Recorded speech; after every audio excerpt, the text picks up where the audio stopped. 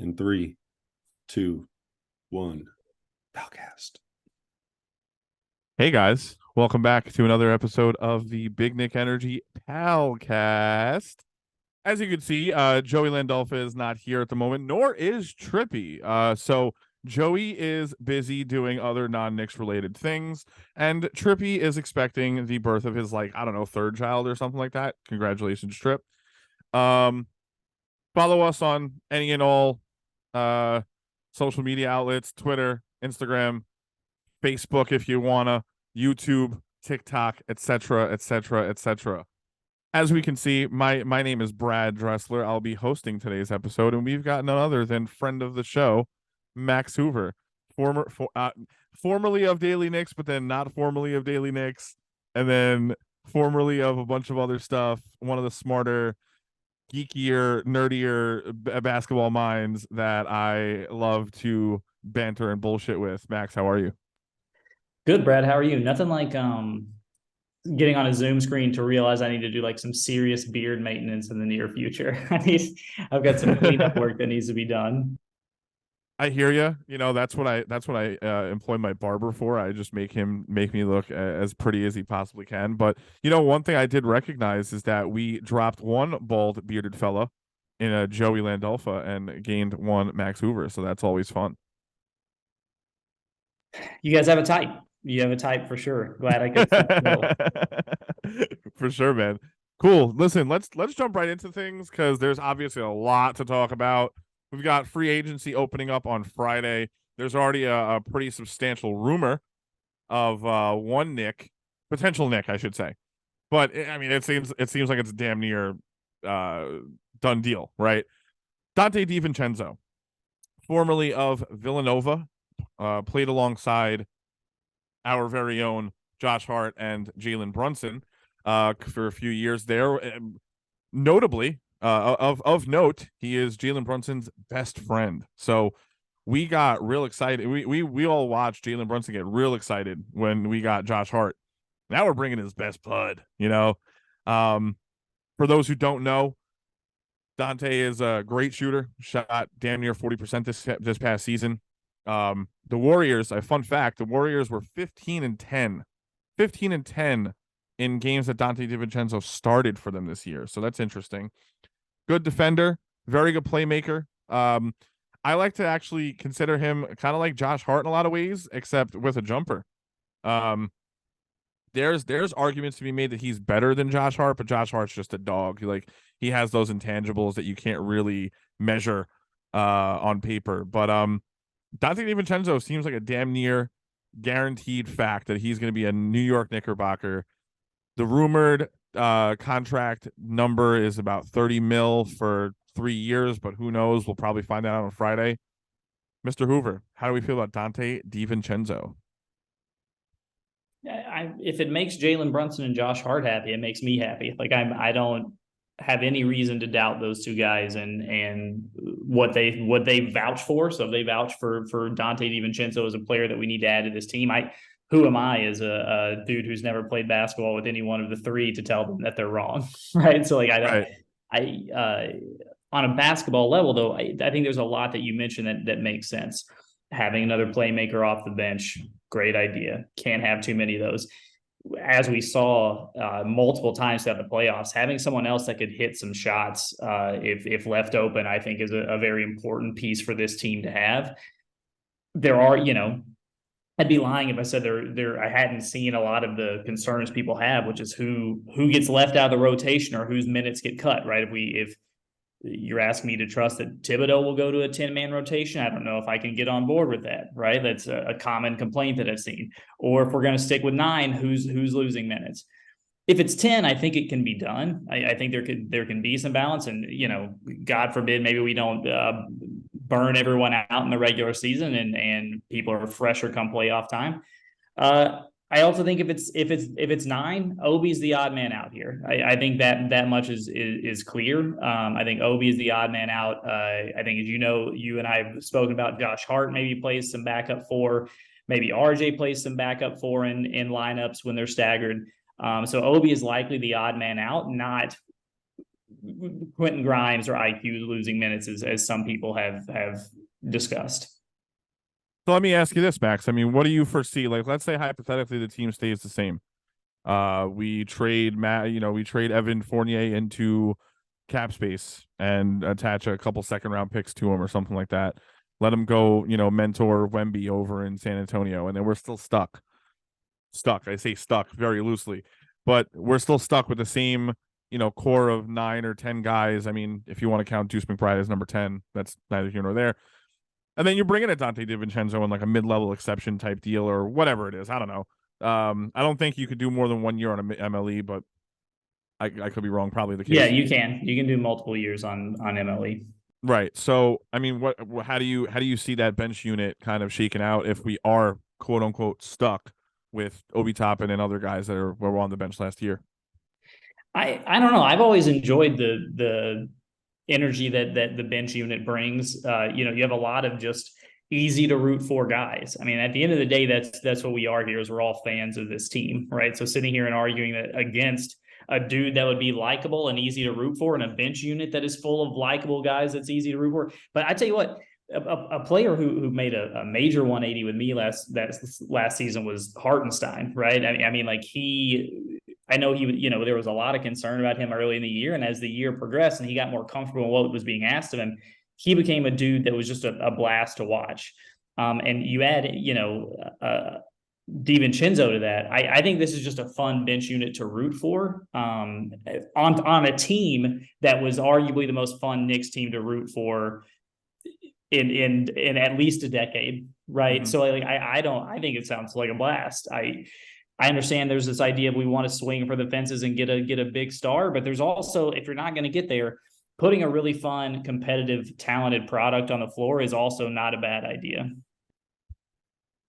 Yeah, I just feel like we've seen enough from Tom Thibodeau. We've seen him run 10-man rotations, but it almost seemed like he did so reluctantly, That kind of also means that guys like Jericho Sims, that means guys like Deuce McBride, anyone else that has earned maybe bottom third of the of the roster spots, that 11 through 15 mark, those guys are never going to get any burn unless there's substantial injury. I don't know. I just feel like they're still going to try to find a way to get this down to like a 9 with Deuce / Jericho Sims kind of being like your co-10s, right? So those guys kind of just come in when needed. I don't know. I feel like, the writing's on the wall. Like Obi is likely going to be shopped around. Obviously, Evan Fournier is going to be shopped around. I don't know. It'll be interesting to see an actual 10-man rotation, especially with guys who are so versatile. You have Quickly, who can play the 1 and the 2.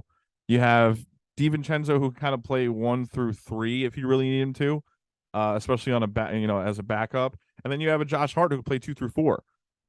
And then you have Obi Toppin, who can barely play the 4, but neither here nor there. Yeah, man. I mean, I'm excited to kind of see like how that shakes out. But so let's say we sign Dante DiVincenzo Friday. I mean, I could say tomorrow because this will be released as of tomorrow. Say we sign Dante DiVincenzo tomorrow. Whose minutes gets cut? Like who? How do you see that shaking out? Like who's gonna kind of get the short end of the stick? Yeah, again, I mean, I think it's Obi Toppin. I think that is. I understand people are going to scream that they don't play the same position. Yeah, no, I understand they don't play the same position. I think Obi is the odd man out if it's a 9-man rotation. Like you said, I think it's staggering minutes with RJ, like we've seen this team do, right? And seen Thibodeau do, and you have a 3-4 of RJ and Josh Hart for a bit, right? Until Julius is ready to come back in the game and take back over at the 4. I think that is the move. I think Obi is the one who loses minutes if it's a 9-man rotation. I find it very hard to believe that IQ or Quentin Grimes would lose minutes given their skill set. So I think it's Obi, and thus the reason for the team shopping him around. Yeah. Of the research that you've done on said Dante DiVincenzo, what are some of the main things that you like about him and the promise of him being, well, like the speculation that he's going to be a Knick? Well, I think you said quoted the potential 3 for 30 deal. I think that's a nice number. That is not a break the bank. That is a substantial pay raise for him. Represents a pay raise for him, but I think that's a number that's really manageable from a team building perspective. You want even in a new CBA, like you want dudes who are on tradable, flexible contracts, right? That are arguably that play above what you're paying them, right? And I think he has a dude that just has the potential to be that. I also just anybody that can shoot the basketball needs to be on this team. Like that's what this team needs. This team with ball dominant players in Brunson and Randall and Barrett. This team needs guys who can score without having the ball in their hands, right? Without needing the offense needing to run through them. So I think those are the two big things that to me point to this would be a great signing. And if this was it, if this was the major acquisition to this, and we're mostly bringing back the same team, I'm still excited about that team. I don't understand the people who would be livid by that. Yeah. One thing I think of, because DiVincenzo's right around the same height as Josh Hart. He's probably in that 6'5", 6'6" range, give or take. I could imagine, especially because of his, he's maybe not the same defender. He's definitely not as tenacious as a Josh Hart. Maybe he doesn't make the same bonehead mistakes as a Josh Hart sometimes, especially late in games when it really matters. But just from like a Josh Hart versus DiVincenzo situation, I would have to imagine in a lot of those closing minutes, those closing sequences, the last 2, 3, 4 minutes of games, especially because of the fact that you still get this like very similar playmaking ability out of DiVincenzo. You got a good defender and you got a great shooter. DiVincenzo's closing out games over Josh Hart. That's for damn sure. It would be interesting to see maybe like Jalen, DiVincenzo, Hart, Julius, Mitch closing lineup. Maybe over, Hart over Grimes or whatever the case may be. Let me ask you. What do you see being like the death lineup when the Knicks need to win a game in crunch time? Who are the 5 men on the court? Well, RJ Barrett may be the one that's not on the floor in those moments, right? Like it could be a. Oh, FYI, everyone, Max hates Canada. No, I just have a very realistic view of RJ Barrett and who he is as a player, unlike several Knicks fans. I think, we saw it at the end of last season. He was the one that missed time, and if Brunson is the engine that's really running this team, and he's the one that's really driving things, and we want the ball in his hands late in the game. If he has more trust in DiVincenzo and Hart than he does in RJ Barrett, there is some merit to, unless Barrett is just on an absolute heater that game, or he's really a really great defensive matchup for the guy he's guarding. It could make a lot of sense to have a closing lineup that's Brunson, DiVincenzo, Hart, Randall, Robinson, right? What I like though, again, what I think we're sitting here is these are good problems to have. Tibbs now has some flexibility in what he does.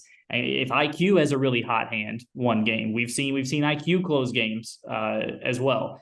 So I think where Tibbs does, I understand he's a very rigid individual, but where he doesn't get enough credit from fans from time to time, I think, is that he will ride a hot hand and will keep a dude who's playing a fantastic game in to close, even if that's not a typical closer or a typical starting lineup kind of guy. So I think this adding DiVincenzo and him playing well would just give the team flexibility, which is a fantastic problem to have. For sure. Yeah. I'm excited. I'm stoked. I love, Josh Hart was a big, listen, I have articles going back 2.5 years where I was like, Jalen Brunson is such an obvious choice for the Knicks to go make a run at. I thought he was a lot better than a lot of people imagined him to be. And, I thought that the immediate connection with Leon Rose would be an obvious choice. But then Josh Hart's another guy. I was as excited as anyone to get a Josh Hart. Dante DiVincenzo is of that same ilk, of that same cloth. So, I like what they're building right now. Let's move on to the next topic, which is also very, very interesting. So a player that was rumored to the Knicks at the deadline last year, none other than OG Anunoby, great defender, good spot up shooter, good, not great. Does a little bit of everything on the defensive end and can, provide a little bit of rebounding, and he's a, good movement player on the offensive end as well. Energy guy, so to say. He is currently left the arch nemesis of CAA, Clutch Sports. He left them along with Anthony Edwards. And now, like I mentioned, he is now with none other than Leon Rose's former agency, CAA.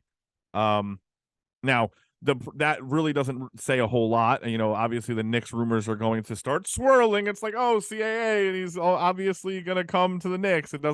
Nothing makes more sense. Well, unfortunately, just like the Zach LaVine situation that we saw transpire, where the day of the evening of the draft, we get some random daily news article talking about, well, Zach LaVine doesn't want to be a Knick. When you read a little bit more into the article, you see that Clutch doesn't want Zach LaVine to get traded to the Knicks, and that's what it really boiled down to. Unfortunately, for the players in question, they don't have a say. It doesn't matter how badly OG Anunoby wants to go somewhere else. If I'm pretty sure he's still under contract for at least 2 more years, if I'm not mistaken. And it really comes down to Toronto and their asking price coming down. I don't have the exact figures in front of me, but I did hear that there were several trade packages that were turned down, consisting of 1 or more, quality young players, salary filler, and 3 first-round picks that was turned down. Now, it could be, coachy front office speak. It's like, oh yeah, first-round picks, they were probably protected and maybe heavily protected, but handful of first-round picks is pretty substantial. I mean, that said, OG, the prospect of him coming to the Knicks, how do you feel about it? Do you think it's realistic? What do you think this whole OG minus Clutch plus CAA situation, how do you think this all unfolds? I mean, it doesn't hurt. It doesn't hurt the chances of him potentially becoming a Knick. I just think Toronto is really interesting because, again, at this point, most of the signs have pointed to they're not open for business, right? So they're not trading guys. They're trying to continue to win. Does that stance change if Fred VanVleet waltzes to Houston for $40 million a year, right? Like, does that change? Right. That's a whole other tangent to get on, but that is a potential thing that could happen.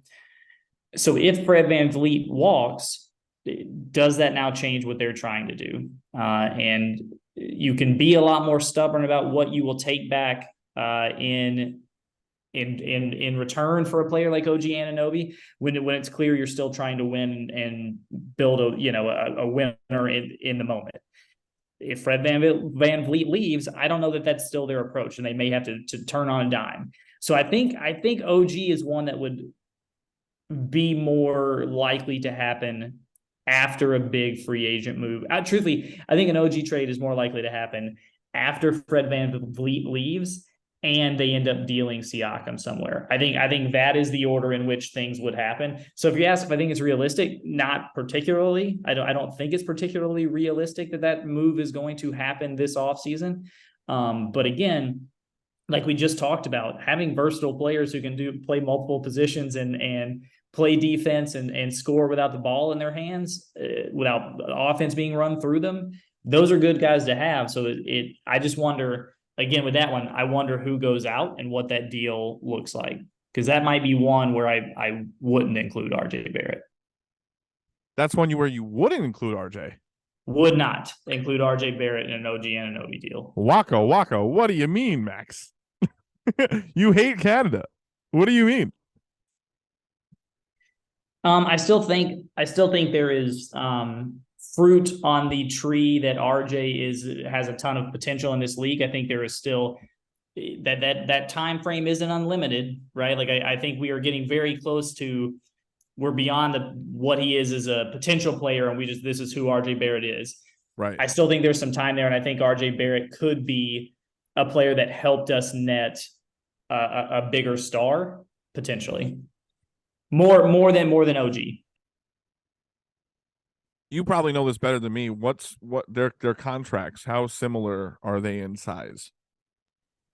It's been a minute since I looked at OG's deal. I believe it would only be, I believe after he would have 1 year left, at like 15 to 18, somewhere in that range, right? So that's about 5 million short of what RJ's making. But it's this, I'm assuming he's someone who would want a payday when that deal expires, right? So he may end up being a player that you have to pay more than RJ Barrett when as this new CBA kicks in. So right now they are comparable, but RJ makes a little more and obviously has more years locked in. Yeah. So I mean, what do you make of the leaving Clutch? Like why like just your best hunch? I don't really care about facts or anything like that. Why dudes change agents all the time. And specifically they change agents when big things are afoot, right? It's like when it's time, they don't change agents right after signing a big deal, right? They change agents and then sign the next thing. Well, let me interject really quickly. Apologies for talking over you, but Omar Wilkes is their agent, is both Anthony Edwards and OG Anunoby's agent. He's one of the super agents there at Clutch, and he is leaving. I don't know for where exactly, but I do know that he is leaving Clutch, and that's why those guys are also leaving Clutch. Now, here's where it gets a little bit interesting, right? To your point, guys do leave agencies all the time. That's very true. How many has Mitch had at this point in his career? 75. Right. So to your point, yes, guys do leave agencies all the time. Agents don't leave agencies all the time. So that might be interesting. One thing that I believe Chris Persianen actually brought up. Who owns Clutch Sports? Rich Paul. Who is Rich Paul best friends with? LeBron James. What does LeBron James want to do post his playing career? Own a team. Who would be a really good partner who's been in business with LeBron James for absolutely God knows how long to go into a massive venture such as purchasing a sports franchise? I think that supposedly Rich Paul is slowly but surely stepping away. I think a lot of these other guys that are under him kind of see the writing on the wall, and they don't want to get left in the dust when all of a sudden Rich Paul just sells his equity stake in Clutch and just gets makes his exit completely. So that's an interesting situation to kind of watch over. So you mean to say there are totally non-Knicks related reasons why OG Anunoby might have changed agents, and this could potentially have zero to do with Leon Rose and what the Knicks are trying to build? You're telling me that's a possibility, that the entire basketball world doesn't rotate around New York Knicks basketball? That's crazy. Yeah, no, it's a pretty wild concept to me too. Yeah, and what else is crazy is that not every single CAA player has to end up on the Knicks at some point. So that's also interesting. Funnily enough, Josh Hart, CAA. Jalen Brunson, CAA. Dante DiVincenzo, CAA. Obi Toppin, also CAA, and that is the dude that we were talking about that is arguably the most likely to be traded. Very interesting situation. But yeah, I mean, look, to your point, OG is super versatile defensively. He is absolutely the guy that you're going to put on the best. You can put him on the best player, one through 4, depending on the night, even the 5. So that's how great he is defensively, and I feel like he really does bring a lot to the table in the sense of, not necessarily needing the ball in his hands at all times to be effective offensively. He's going to get you 15 to 20 points a night, be super efficient at it. And he'll get the job done on every facet of the game, in every facet of the game. I think especially if all the mumbo jumbo rumors about Donovan Mitchell maybe getting traded again. I mean, if you're gonna have such a liability on the defensive side between a Jalen Brunson and a Donovan Mitchell, the perfect 3. I can't name many guys that are better than OG Anunoby to play next to those two guys. So I mean, that could be a potential thing. What do you think? Yeah, again, it would just depend on his cost, especially if you're making another deal this offseason, right? Again, in the highly far-fetched world where Donovan Mitchell is available and you make that deal, what do you then have left that you want to part with to make this deal for OG? I don't know. I think it depends on his cost. I do think he is a very talented player. But he's a player who's looking for a payday, and the team that trades for him has to know that that's part of the equation, and should, I think, tread lightly with that in mind when they're dealing. Right. What do you make of the Donovan Mitchell stuff? I mean, obviously I think it's so funny how Knicks fans operate, because like the guy obviously likes spending his summers in New York. He always has. Yeah, he did it.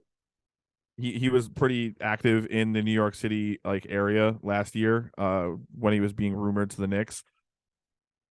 Now that he's with the Cleveland Cavaliers, just like when he was with the Utah Jazz, he's still spending his summers back home in New York, and everyone is like, "Oh, he's hanging out with Johnny Bryant." Like he didn't have a relationship with Johnny Bryant before. Oh, he's hanging out with Allen Houston.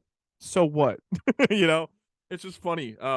But there is that really interesting little tidbit of information that Windhorst like kind of alluded to, and he was just like, "Yeah, just take a look at social media," and kind of, he kind of had us all follow the cookie crumbs, so to say. I mean,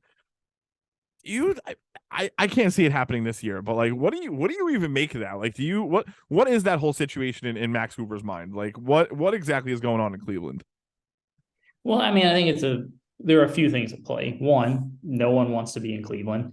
They need to trade for stars on long-term contracts, right? Like they need to make deals for dudes who have 4 or 5 years under contract, or draft guys like Garland and Evan Mobley and hit on those draft picks so you have X number of years of team control before they can even hit an open market, right? Like that is how Cleveland needs to build, because without a marquee guy like LeBron bringing in free agents, that is not a Right. free agent destination. I will also say that as a person who has a career where I get the summer off, and a person who grew up in Arkansas and went to New York to teach for a decade of plus of my life, almost 15 years of my life, I also like to go home in the summertime. Like I would also go back to Arkansas in the summer, right?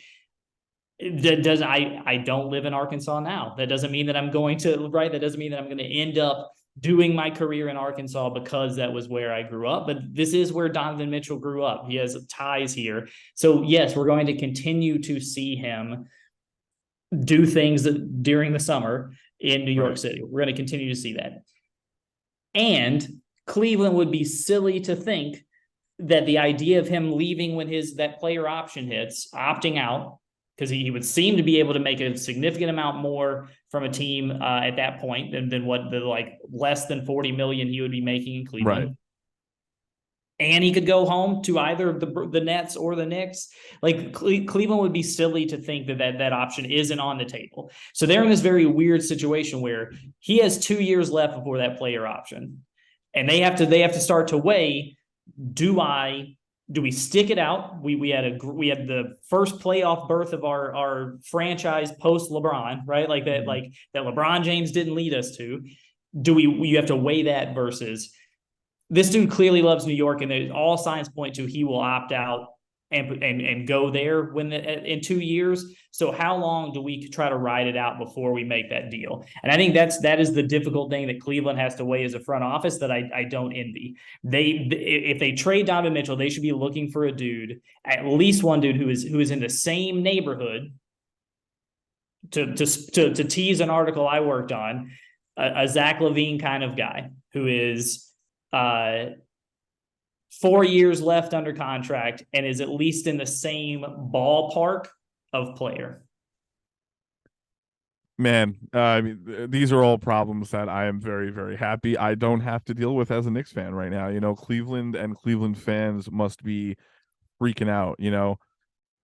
I can only imagine how they feel, right? They have a guy who they invest all this draft capital and future assets and quality players in hopes of, getting back to the promised land post LeBron era, only to get the floor wiped with them by the team who also really wanted that same guy, that guy that they swooped in and outbid for and ruined the Knicks' chances of bringing the hometown hero back home, only for them to get embarrassed. I don't know. It's a whole interesting rigmarole, so to say. But let's kind of move on from that, because I mean, at the end of the day, I don't see Donovan Mitchell getting traded anytime soon. They would be wise to maybe try to trade him a little bit closer to when he is supposed to hit free agency, but at the same time, I don't even think the Knicks should do that. Personally, I think that they should just hold it down and stand pat, so to say. Because at the end of the day, the guy obviously wants to be a Knick, but that's neither here nor there. If you can get a guy in free agency for nothing and keep all the assets as opposed to trading for him, just hold off. That said, let's kind of rapid fire the next few things, because we're running a little bit low on time. But Mount Rushmore of Knicks trade targets this summer. So speaking of Donovan Mitchell, who are the 4 guys that you would like to see possibly traded to the New York Knicks? Yeah. So if I'm thinking about this summer, right, I think it's a very different list than if I'm thinking about long term. The first name on that list, though, without a doubt, period, end of discussion, is going to be Giannis. Until Giannis inks another long-term deal with Milwaukee, Giannis has to be at the top of that list. He's one of the 5 best basketball players in the world, and he ain't 4 or 5. Now, I understand that's a far-fetched thing, right? But that's a situation that bears keeping an eye on, because he is also very close to being able to opt out. And there's a lot that could change with that team. And they did not make the run in the playoffs that I think they had hoped for. So I think that is an interesting situation to watch that likely won't come to a head this summer, but definitely worth watching. So he's number 1 on the list until he inks a long-term deal somewhere else. Number 2 on that list, also a far-fetched one, but I'm going to keep it there because he's got to be there, and that's Luka. Another one of the 5 best players in the world, arguably. We know he has a relationship with Jalen Brunson. And I'm very, very excited to watch Kyrie implode that situation in Dallas and do us all a solid so that Luka asks out. If now I'm talking about some more realistic options this summer, I think the other 2 are Zach LaVine and Paul George. I think Paul George doesn't have a lot of time left under contract, but I think would really fit what this team needs from that sort of third head of the monster, right? So I think Paul George would fit a lot with what they need to do. And I think there are worse moves they could make, because that is one that they are not committed to for a long time. Zach LaVine is on that list. While that would be a 4-year commitment they're making contract-wise, I think he is a guy that potentially gives you flexibility that you could then have Julius or him headline the star package that comes later. I also think George and LaVine have a much lower cost. So I think those are my 4: Giannis and Luka until they're just absolutely not an option, and then Paul George and Zach LaVine. Very wishful thinking, Max. So here on planet Earth,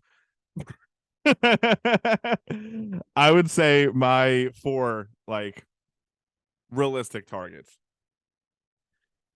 I'm gonna bring up his name as much as I don't want him on the Knicks. Karl-Anthony Towns. It just makes a little bit too much sense from the agency standpoint.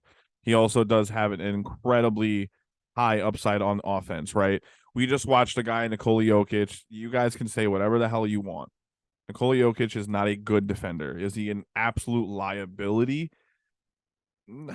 Yes and no, but also Mike Malone does a really, really good job of hiding him on defense, right? So why not Cat? Why not Cat the same way? Is he a bad defender at the 5? 100%. But is he a good passer? Is he's a good ball handler for the 5? He, in a lot of ways, he's kind of like Nikola Jokic light in some ways, a certain way, scoring wise. I've seen him, bring the ball up the court plenty of times and run off screens and stuff like that. He does the damn thing. So it's a lot of fun to if Tibbs can figure out a way in the modern era to hide him on defense as best he can. He's still a very good rebounder. Obviously, he brings a tremendous upside on the offensive side as well. Number 2, Paul George. They're in no particular order, mind you. Paul George is one of my top 3 favorite non-Knicks players. He's a tremendous defender. He is a tremendous scorer when needed. He is a great playmaker. He does literally anything and everything you want on the basketball court when he is upright. that's the big caveat. He'd probably be my number 1 because my number 1 choice. If I really sat down and thought about it, because yeah, I mean, chances are you're not getting more than 50, maybe 60 games out of the guy. But if you can get 50, 60 games out of the guy during the regular season and figure out a way to get him at 100% health during the playoffs, I'm fine with that. We have an alpha. As crazy as it sounds, we have a 6-foot-tall point guard who's probably 5'11" if we're calling a spade a spade. We have a 5'11" point guard by the name of Jalen Brunson, who is a legitimate superstar. And when Paul George falters, I have full faith in Jalen Brunson being able to kind of like take that alpha role and get buckets when needed. But you're never gonna get a former MVP vote getter like a Paul George at a discount that we can probably get him at this point in time, plus the CAA connection. Next, OG Anunoby. I do think that there could be legs on that. As mentioned, I think I like his fit at the 2. I like his fit at the 3. I like the idea that he doesn't need the ball in his hands to be as effective as we would want him to, we would need someone to be. He can play off of Jalen Brunson. He can play off Donovan Mitchell in the near future. He could play off of Julius Randle. He would fit really well there based off of his specific skill sets. And then last but not least, Zach LaVine. I was very against the idea of Zach coming to the Knicks, but then the more and more I think about it, I'm like, you know what? Tibbs loves himself an isolation scorer. He loves a guy that can score at 3 levels. He's been healthier as of late. He's a better defender than RJ Barrett on paper, which boggles my mind because I think RJ Barrett from 2 years ago as being like a really good defender, and he's since then faltered. Last year, statistically speaking, Zach LaVine was a better defender, and he's way better on the offensive side as well, and a great playmaker too. So he does add a lot of those elements. Plus, he can score in the isolation offense that Tibbs so loves to run. So those are my 4. You got something you want to add before we jump into the TikTok content? Just that I would trade RJ Barrett for every one of the names we just mentioned, other than OG Anunoby. Interesting. I think it would make more sense to move on from RJ Barrett and an OG Anunoby swap, but neither here nor there. All right, so we got a few minutes left here. There's 2 things that we want to kind of bring to the TikTok /Reel/YouTube short audience, and I've asked you to somewhat prepare kind of like a spitball situation, just the Obi Toppin situation where he's arguing with Tibbs. Like, what the hell is that about? People argue with each other, right? People argue with their leader or their coach. That's not an uncommon thing. I will say that if that was Julius Randle that story came out about, I do think there is a large percentage of our fan base that would have reacted very differently than they did, where I saw a lot of people sort of defending Obi because they don't like Tibbs anyway. But here is the situation that we're in with Obi Toppin and why it makes sense to start shopping him. I don't think there is anyone that has a pro Obi Toppin agenda. I think there are a lot of fans who have an anti-Julius Randle agenda. You often see stats quoted about, in very small sample sizes, what Obi has done as a starter. And that's why why would you trade someone like this? Look what he's done as a starter.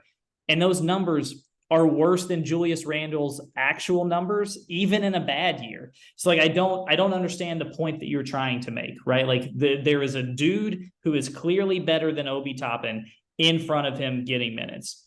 Do you want to complain that Julius Randle turns the ball over too much?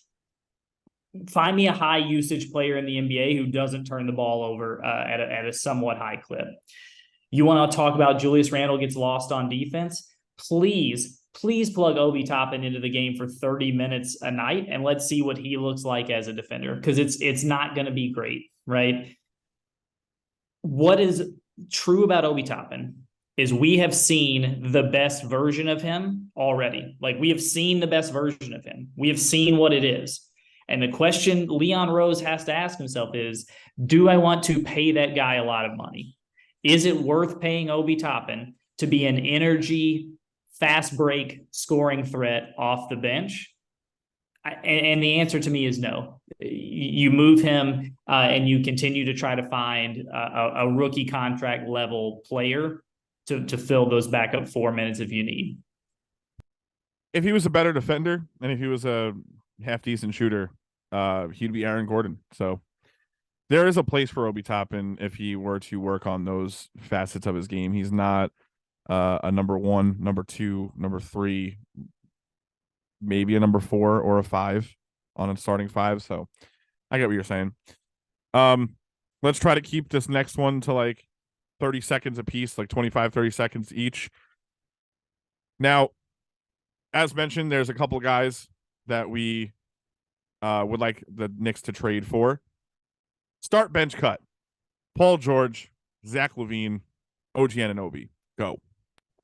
As Knicks trade options, you start Paul George, you bench Zach LaVine, you cut OG Anunoby. I don't think OG Anunoby is actually a realistic target on the board. Therefore, you cut him. I think Paul George is a better defender than Zach LaVine and has a shorter contract. Therefore, he gets the start. See, I'm biased here, man, because PG, obviously, number 1, he's all-star caliber, has received MVP votes in the past, and he does it all when he's healthy. Now, I'm going to throw a little bit of a monkey wrench, though. I actually like the fit of OG Anunoby better, so I would actually bench him and cut Zach LaVine simply because I see Zach LaVine being of the B-list tier of superstar, whereas the Knicks can actually go out there and get an A-list guy to match with a Jalen Brunson, put in between at the guard spot between Jalen Brunson and OG Anunoby. So start PG, bench OG, cut Zach LaVine. I'm out. But yeah, so I think that's good for the TikToks and the reels and the stuffs like that. This was a lot of fun. Anything you want to add, Vin? 3 I'm minutes good to left. go. I'm enjoying listening to Max, man. That was a beautiful sentiment that he said there in the short. Yeah, for sure. Yeah, man. So I mean, let's wrap this up. This was a lot of fun. Max Hoover, thank you again so very much. Really Of do course, appreciate your anytime. time. Have me back whenever you need a bearded bald man to plug in. I'm your guy. I think it's only fair if Joey can't make it, can we call Max? Yeah. I think he and I are cut from a similar cloth. We are the 3-and-D build of Knicks podcasting. Yeah, Max, you're the official backup pal. There we go. You're a backup pal. Cool, man. Big Nick Energy Palcast episode. I don't fucking know. Out. Come on, Vin.